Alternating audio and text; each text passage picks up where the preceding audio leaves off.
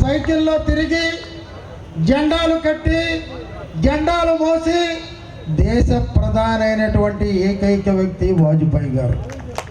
అనేక సంస్కరణలు తెచ్చి భారతదేశం ఒక గట్టి దేశం, ఏ దేశానికి మేము భయపడం, వెనకడే భయం, శత్రువుల్ని తరిమి కొడతాం అని నిరూపించిన ఏకైక వ్యక్తి కూడా ఆనాడు వాజ్పేయి గారు అని చెప్పి నేను మనం చేస్తున్నాం.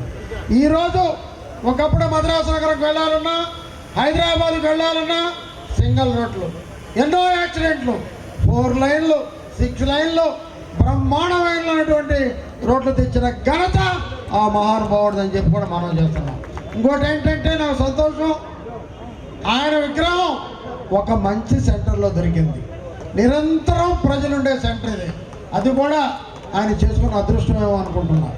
ఇది ఒక భారతీయ జనతా పార్టీ ఆర్గనైజ్ చేసిన ప్రజల హృదయాల్లో నుంచి వచ్చిన విగ్రహం వాజ్పేయి గారిదని చెప్పి నేను మనం చేస్తాను.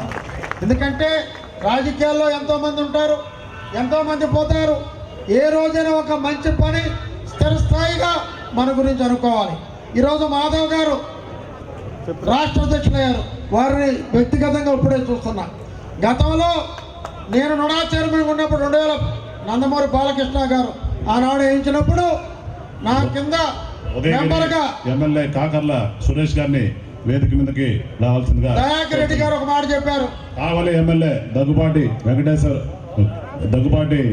వెంకటకృష్ణారెడ్డి గారిని కూడా వేదిక మీదకి రావాల్సిందిగా కోరుచున్నాం.